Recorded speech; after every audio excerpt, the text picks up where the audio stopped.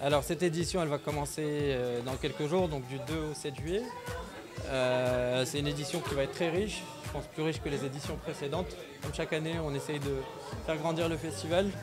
Donc on a une édition où il y aura plus de 58 concerts,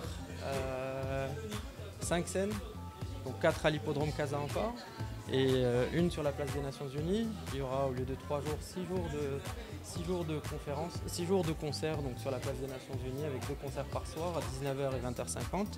Et à l'hippodrome, on a les matinées, un concept assez nouveau pour nous, parce qu'on l'a lancé l'année dernière, c'est le off du festival, où on organise des ateliers pour enfants quasiment tous les jours, des masterclass, des conférences, vraiment beaucoup de choses pour rapprocher la culture du festival des gens, des enfants, avec des ateliers de musique, des ateliers d'art plastique, des ateliers de recyclage aussi pour en faire des citoyens de demain, Inch'Allah.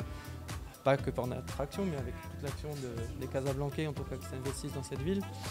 Et après on aura des concerts gratuits de midi à 15h. Ensuite on s'arrêtera un petit moment et on reprendra de 18h à 1h du matin. Et là, vous allez avoir un programme très dense à l'hippodrome. Vous allez avoir sur la scène village 3 concerts par jour. Allons plonger vers les ciels de Méditerranée.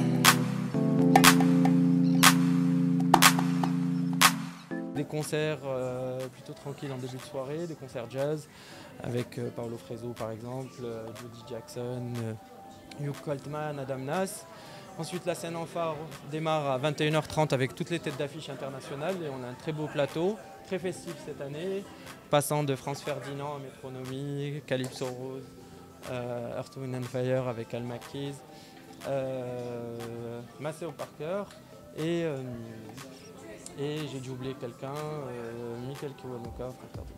Donc un plateau assez riche et ensuite il y a 3 scènes qui redémarrent, donc le Jazz Club, la scène village et le Roof qui est la nouvelle scène électronique où tous les soirs vous avez une programmation entre Marocains et étrangers.